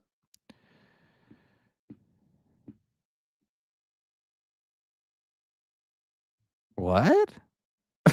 Oh, is that not to me? Oh, Nicholas. Oh, my boy. Well, guys, you know, I'm not going to harp on Groypers, okay? I'm not going to harp on Nick Fuentes as a human being. I have a video coming out on this, okay? Like, I'm not going to hold, well, I'm having Trent Horn proofread it, but I'm not going to hold back on it. And it's not to, you know, make people feel inadequate or whatever, like I'm coming after them, but I'm sorry. It's undeniable about this Groyperism ideology and how it's permeated Catholic circles, especially among Gen Z male Catholics. It's undeniable. And so, yeah, those are incompatible. Yeah. Here's the thing, guys. Why was Nostra Aetate written? Why? Just for the heck of it? And all the other dogmatic constitutions of Vatican II. Why? We came to a point in history where salvation that comes through the Catholic Church, which is universal in nature, we had ruptured relationships with certain religious groups going back to, antiquity. Muslims, Jews, primarily Jews and Muslims, right? And hence Nostra Aetate. That's why they were written. Pope Paul VI. That's why it was written. Is to, in a sense of interfaith dialogue, interfaith relationships, to mend and heal those wounds. But not only that, to make the gospel more accessible to people of other faiths, or just non-faiths, atheists or whatever. And so when you have a political activist or ideologue, and guys, don't let anyone sugarcoat it or downplay it. It's just stark misogyny. It's just stark anti-Semitism. You know what I mean? I would say racial idiosyncrasies, like racism. What's the other one I'm missing? And then obviously the cussing. Again, you call me the biggest sissy prude, whatever. I don't care. Catholics should not be cussing deliberately. Call me a prude, a softie. I don't care. When you're just saying all these, epithets or whatever that are crude and coarse, and you know which ones I'm talking about. You just shouldn't be in public talking as a Catholic. That's all. But thank you so much, Nicholas, for all your support and generosity. Gosh, thank you so much, guys. Odd, my boy. What just happened? Hey, thanks. Appreciate it. Anyone else become Buddhist because of me? Are you talking about me? Who else has become Buddhist? Hey, very nice meeting you at the Catholic Answers Conference. That's a great show you got here. Lawrence, yes, thank you. It was great to meet you. Guys. So, Lawrence, I usually have a few more people on a live stream than this. Whatever. Saturday night, everyone's out on the town. Everyone, if you could subscribe or go check out Lawrence's channel here. His channel is his handle name. Pack Islander for Life.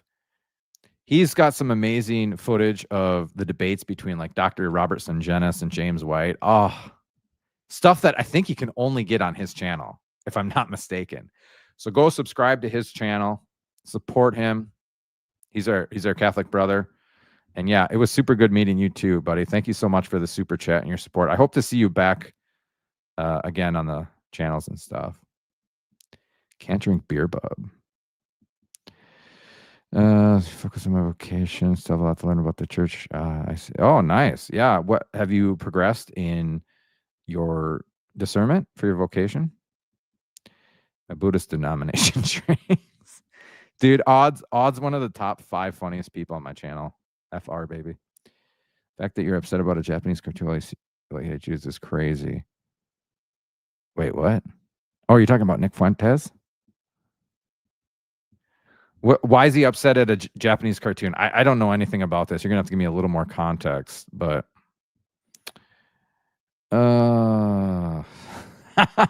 dude, do you know Odd? Do you guys know each other? You guys have the same groiper humor. Just kidding. Not really. Oh, nice. Yeah, that's based. We love Nostra Aetate.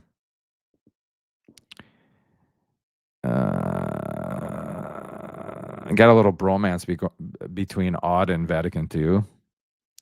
Vatican II won't tell me his first name. It's ridiculous. I hate saying Vatican II is based always. Seven Spent. Yes. I met Seven Spent at the Catholic Answers Conference too. I won't say your first name or whatever, but yeah, that was awesome. Thanks for coming on a live stream. Keep coming. Well, I don't think, yeah, I know, right?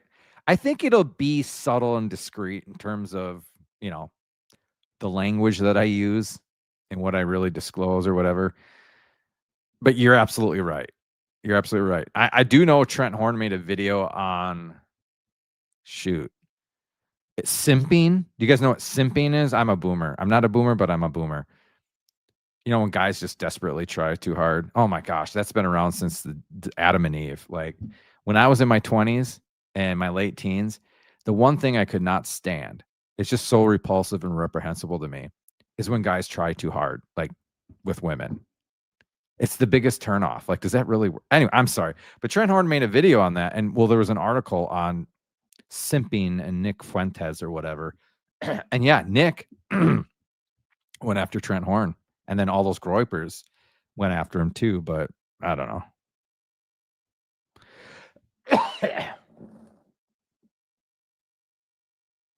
What else? I love Palermo, beautiful city. What?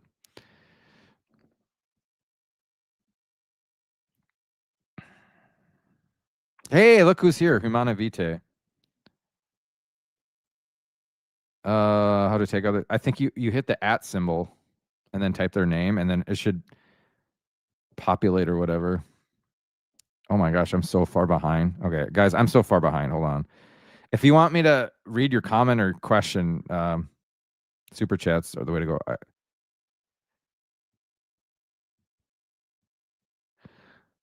Yeah, so this would be again, this is just me though, because I don't know all the circumstances. I don't know your tolerance and your dispositions and all that. But I think this would just be like a sin of imprudence, lack of awareness or whatever, imperfections. How about this, Daniel? What do you mean you got drunk? Like, what can you? I don't think this would be culpable because to get drunk off of 2 beers entails that you didn't deliberately mean to get drunk. Because who gets drunk off 2? I mean, college freshman girls. Sorry. Oh, there's nothing more. Ladies, no offense. I'm not a misogynist. There's nothing more annoying than a college female, a drunk college female. Nothing. I think you're okay, Danielle, but I would go to confession. I would just go. Why would that hurt? But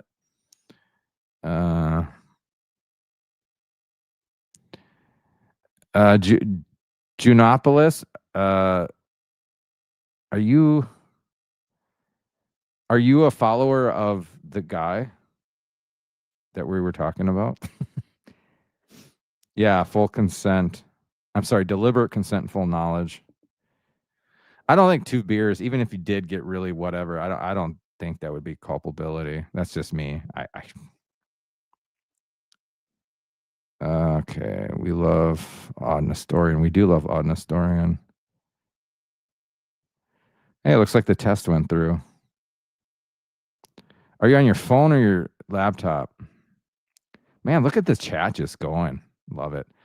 I shall keep watching. Thanks for the shout out for your offering tomorrow. Oh, thank you so much. Appreciate it. Thank you. And it was good meeting you. Thank you for supporting and being based. Where have you been, Roxley or Roxy? Where have you been?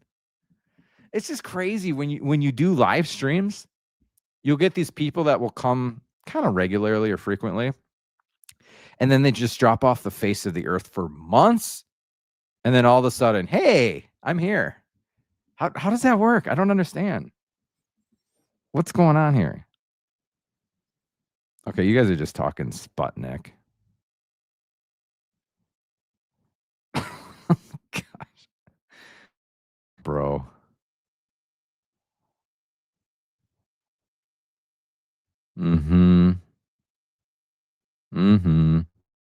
Confession for thinking in my mind about calling people the F slur when they disrespect Mary in the comments section.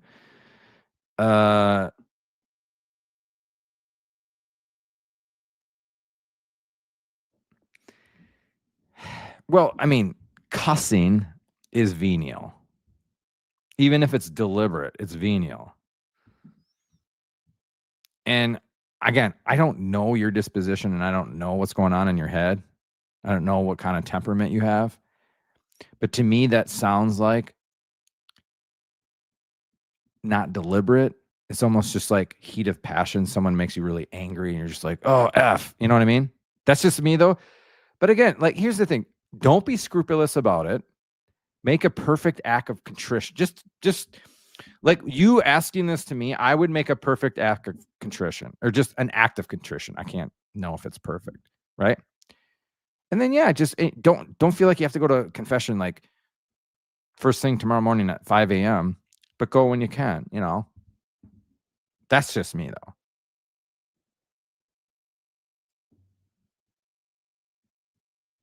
What do you mean? What, put Pine Sap in touch with me? What do you mean? Sure. Do you want my number? What? I'll talk to him. Sure. I heard about 2 beers drunk being a thing, but it's all right. Have you ever met the college female freshman drinking for her first time? Yeah. Yeah. Oh gosh. I remember my first beer, bro. Step Brothers, good movie. Great movie. Fuentes? Yeah, he's coming on next month. I'll let you guys know. No, not really. I appreciate work. Gropers do defend the church, but I'm not really sold on their stuff. What's up with your profile pic? I'm trying to figure that out. Is that some Gnostic esoteric crap? No, I'm just kidding. What do you mean? What do you mean 90% of topics? That's very vague in general. Like just everything in general? Oh, okay. Thanks for being on here.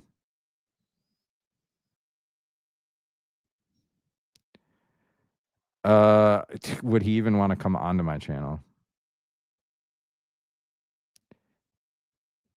Did he really? Can you please send me that link? B Drake, hey man, I'm in OCIA now. Not sure if you remember me from some of your previous live streams. God bless and pray for me. I remember you from like a while ago, I think. I don't want to lie. But yeah, when were you last on a live stream? But yeah, congratulations. Praise God. Wow. Guys, if you could say just like one Hail Mary for our friend B Drake, that would be amazing. That would be amazing. Oh, that dude. Okay, so let me tell you about the things that pop in your head. Yeah, I don't even think that's a sin. Because you will get images like grotesque, lewd, or even I remember I would have, I don't know why, but like I remember when I would get upset or something would bother me, it's like in my mind, like I was taking the Lord's name in vain, but I knew it wasn't me. Like I knew it wasn't me.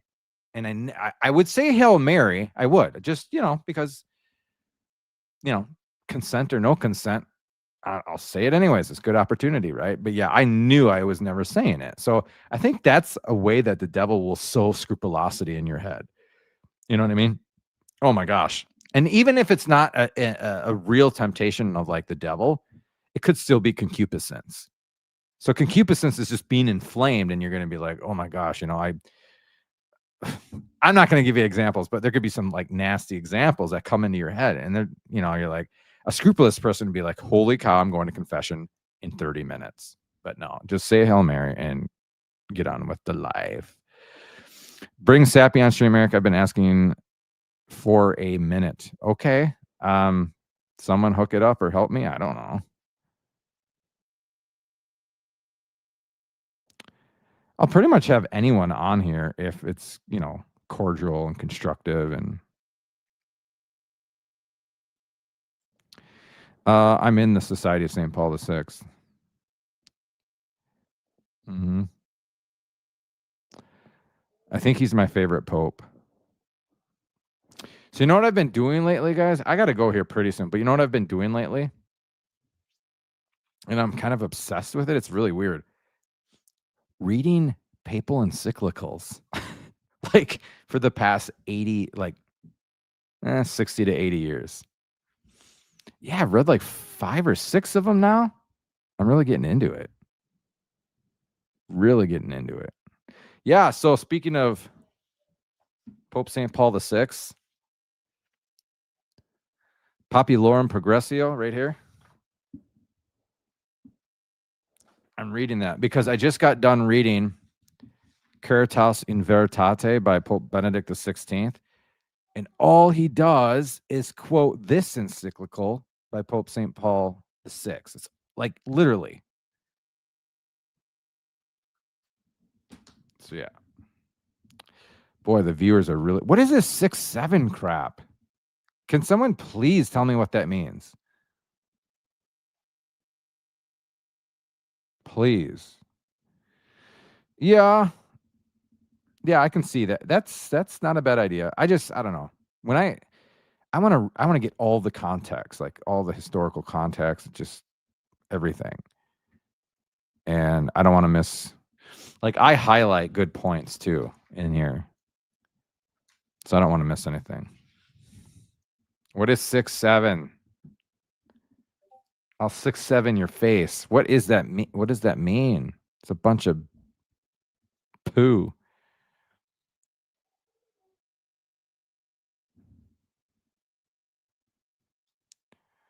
Hold on. I don't know what that is. What is that? Oh, is that an encyclical? Sorry. You're gonna have to tell me which encyclical that is. I haven't heard of that one. No? Help me out. Mm-hmm.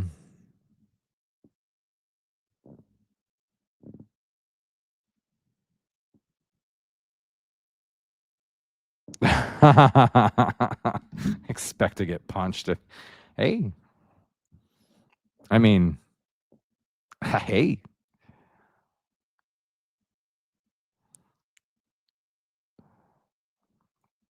Yeah, I don't know of that one. Like, well, I'm pretty much going back to Rerum Novarum. That's probably like where I'll stop.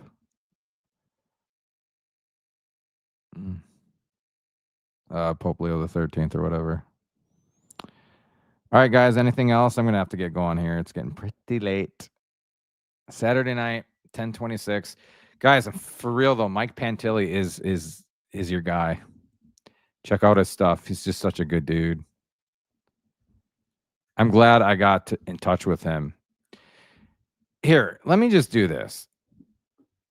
Because, I mean, I don't know why people didn't watch this. I really don't. I interviewed him on his reversion, but, you know, potato. And no one watched it.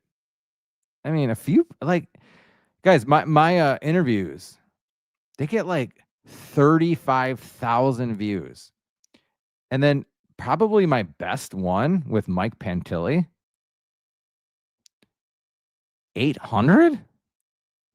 Like what? It's just here. Please, if you can, watch it. You know what I'm saying? Here. And then go subscribe to his channel. That's the interview I did with him. And it was, how long was it? Hour and 21 minutes. And it was just based.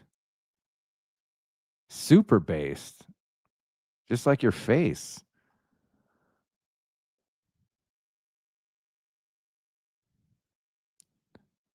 VRO? What is VRO?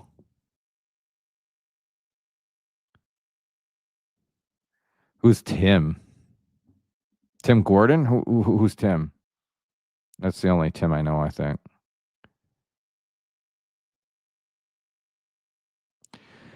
Well, hey, either watch it, guys. Seriously, I know this sounds really cringe.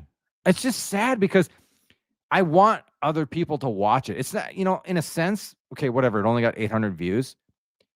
But I want people to watch it because it's actually good, edifying stuff.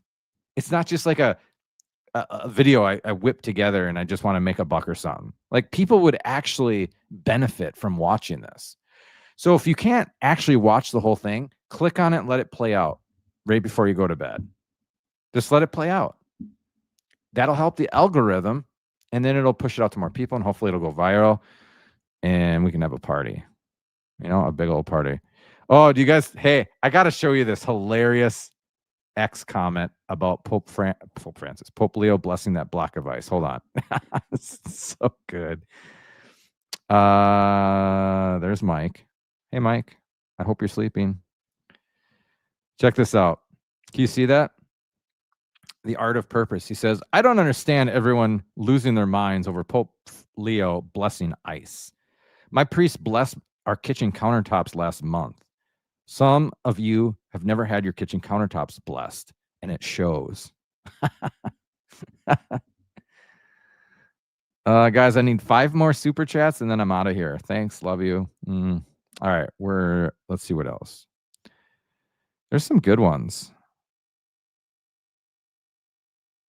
Dude, based. The gravest form of poverty is to not know God. Pope Leo IV. Actually, I think, dude, I'm pretty sure that comes from Pope Benedict XVI, but I could be wrong. Who's this cat? Arch Kennedy? Where do you get? Did you get that shirt at the Salvation Army or what? We love him. We love him. Oh, guys. Pope Leo's first encyclical. I've been reading encyclicals like it's going out of style. His first encyclical, October 9th. 5 days. Are you excited or what? Okay, let's. Dude, what? I don't know. That's not that funny. Ladies, find a man who looks at you like Pope Leo looks at a block of ice. It's pretty. Dude. How do people, like, okay, I'm just being objective. I can see why people got their, they got in a tizzy over the death penalty thing. I understand it. I do not understand why people got bent out of shape over this block of ice. Like, really? I think people just want to be pissed off at just anything. What else?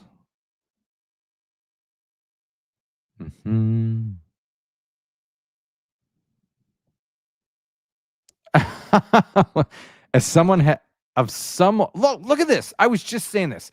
As someone heavily critical of Pope Leo, I don't understand people getting mad about the ice block SHIT. I was just saying that. I was like, seriously, think about it. Like the death penalty and the abortion, all that, it can get political and moral and people, whatever. It's a block of ice. Holy macro. What else? Yes. The climate cult made its way into the Vatican. God help us. All right, guys. I think, yeah. Well, it was fun. Say a prayer for Mike Pantilli, the French Canadian. I mean, Italian. Sorry. Did I say it out loud? Yes. Right there. That's been my argument. It's unfortunate. People, it's primarily though, because you can do both, right? But that's what you're saying, more than this. Yeah. They give their allegiance more or primarily to the United States than they do to the Vatican. It's not cool. Pope Francis would call it narrow nationalism. You call it neo-nationalism, but narrow nationalism. It's an ideology. It's a set of ideas that precludes integration with other people. Yeah, exactly. Oh, did he bless the pets today for St. Francis of Assisi? Thank you for the super chat, Roxy. It's good to see you too. Back on here. Cocktails greater than beer. It depends. Well, depends on the cocktail. Depends on the beer. That's all I'm gonna say. Beer before liquor. Never been sicker. Liquor before beer, you're in the clear. Remember? Do you guys know that? That was back in my days of dissipation. I was a bourbon and beer guy. Not gonna lie. That was a haiku. Yeah, bourbon and Coke, and then have like one or two of those, and then go to beer. And then have a Siggy Poo. Those are the days, guys. Little Siggy Poo, where are you? Puff, puff, pass. All right, I'm starting to get really weird. Guys, come on. What's for your late night snack? Huh? Bowl of Frosted Flakes or what? Shoot me straight.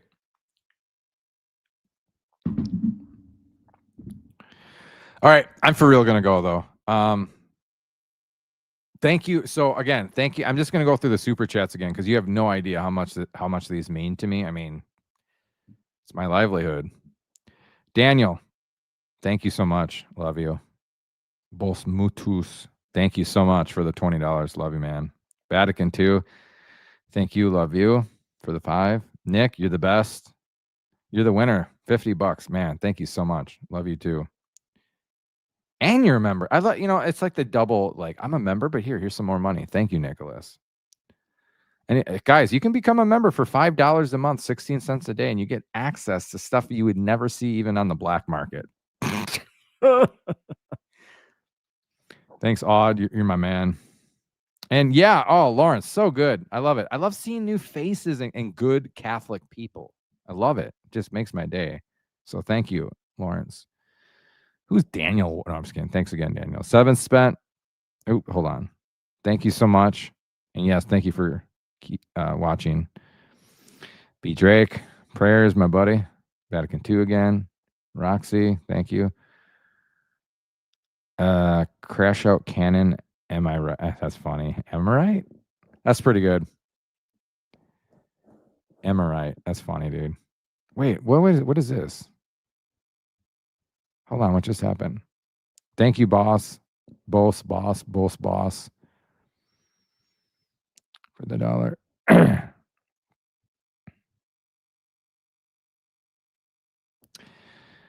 Well, what do you guys think? Should we extend it by 4 hours, the live stream? Just heck with it. Should we do an all-nighter? Mix some drinks?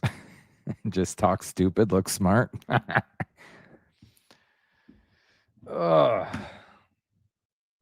Yes. That I can. All-nighter. Odd, if I got a tattoo, what should I get?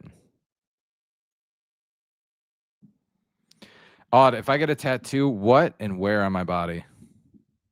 Hit me with your best. Hit me with your best shot. Da-na, da-na.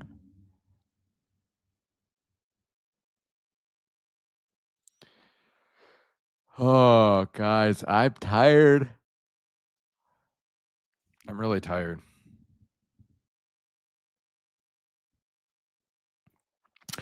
For real though, guys, I'm sympathetic to people and how they feel or how they reacted to Pope Leo. Okay, whatever. Just whatever you do, pray for him and just always submit to the Pope. And then yeah, whatever you got to do.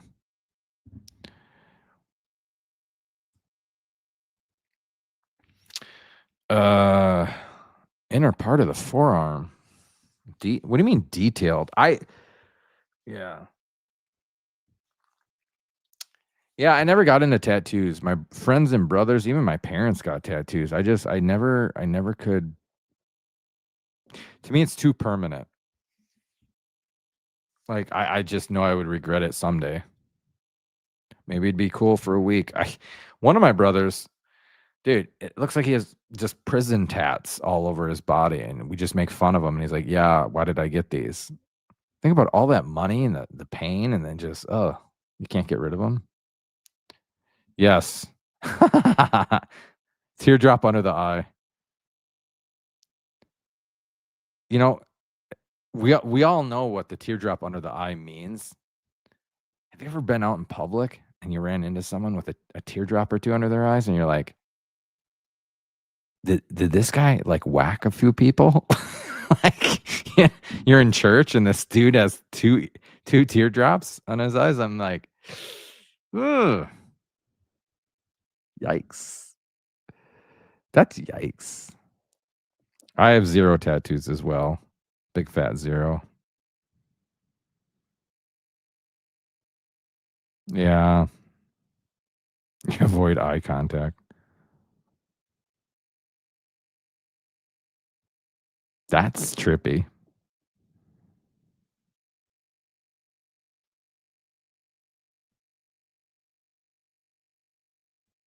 Oh, man. Yikes.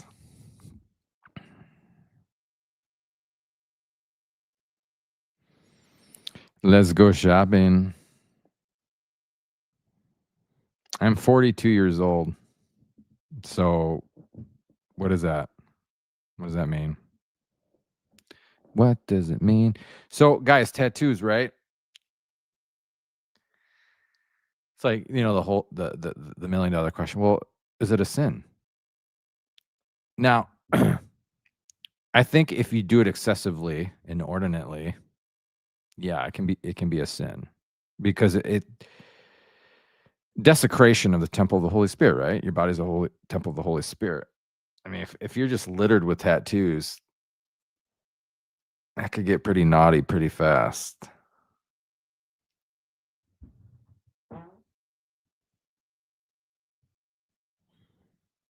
What?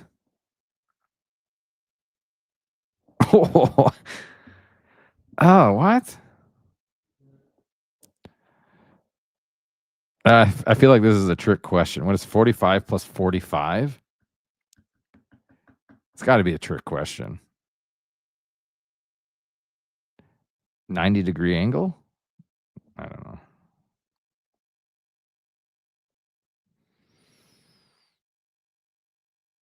All right, guys. I really got to go, though, unless someone sneaks in a last-second super chat. I really got to go, though. I have what's going on here?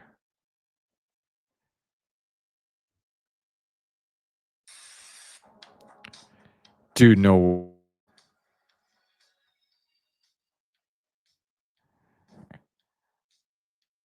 Do you even lift, bro? All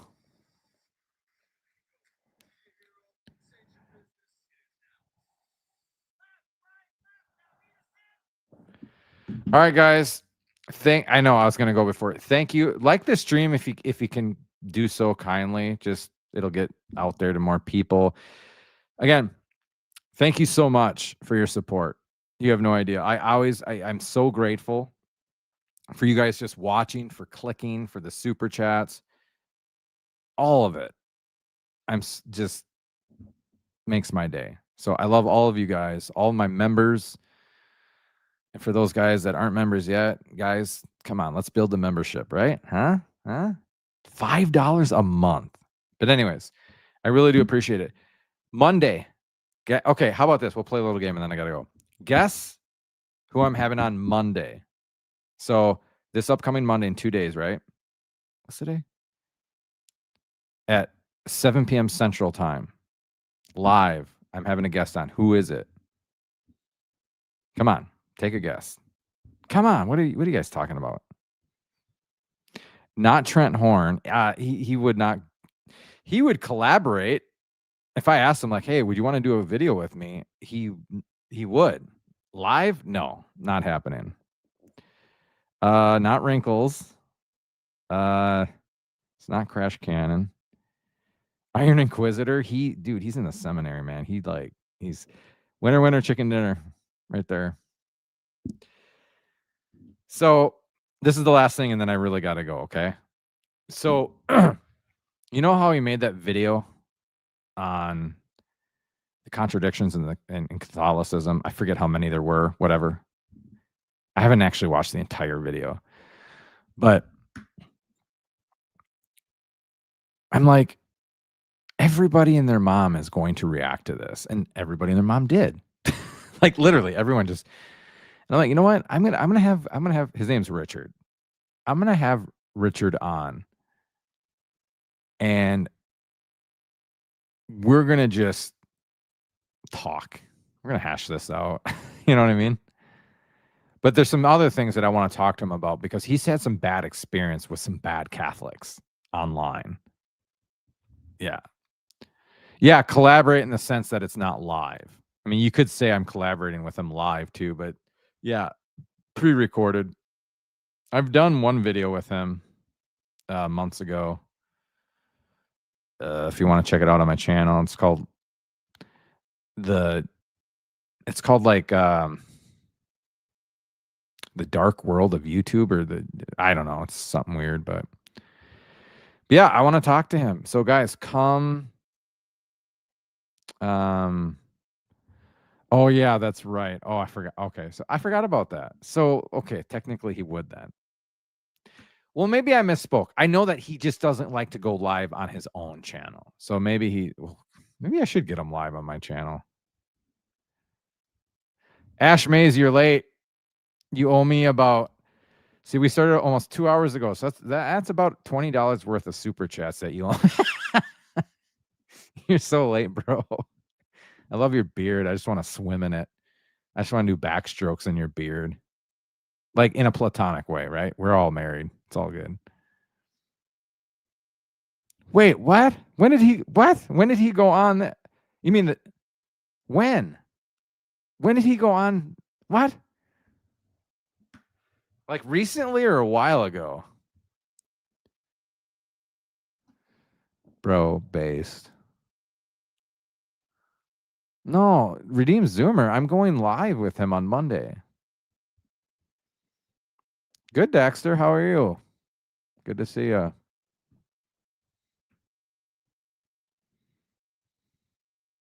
So yeah, guys, come Monday, 7 p.m. Central, live with Redeem Zuma, and we're gonna get pretty saucy. Buddy's benching the women's bar. Well, when in Rome.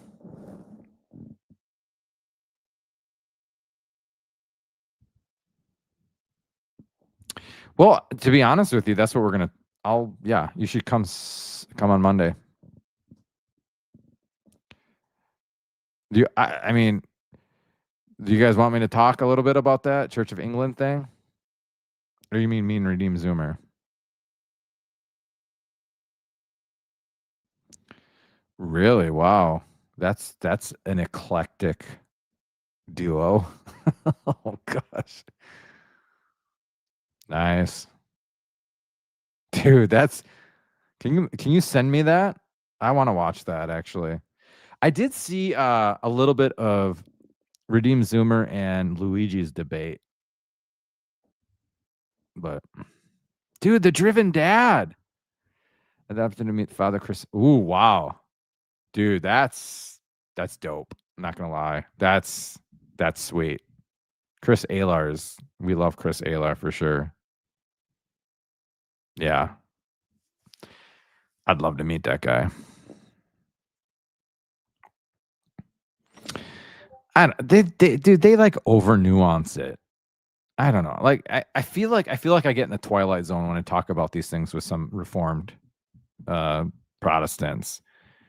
Like, oh yeah, we don't believe this. We don't believe that happened, when you really do it. Like, what?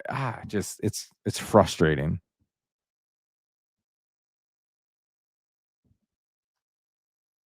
Absolutely. Why?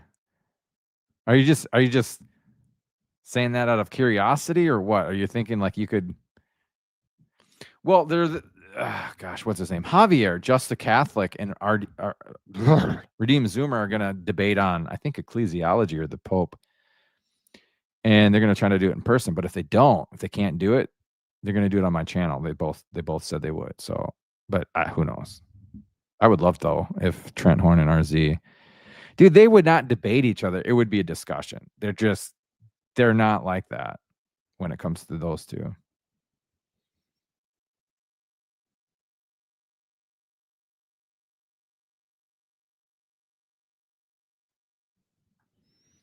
I don't know. I really don't know.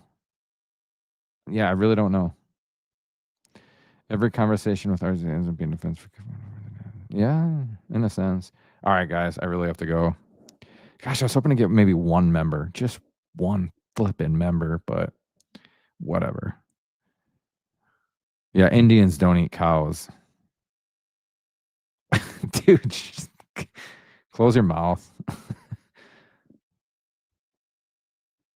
Yeah, dude, he's a, yeah, good night, Groiper. Just kidding. I love you. Good night, Indian. Dude, good night, Curry King. All right, guys. Seriously, I'm out. Seriously, Monday, 7 p.m. Central. Be here. RZ. Well, here's the thing. If you have really good questions for Redeem Zoomer, right? If you want to challenge him, blah, blah, blah, blah, blah, blah, blah, blah, blah, blah.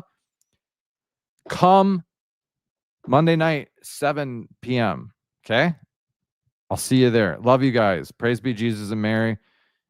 Let's all pray for each other. Peace.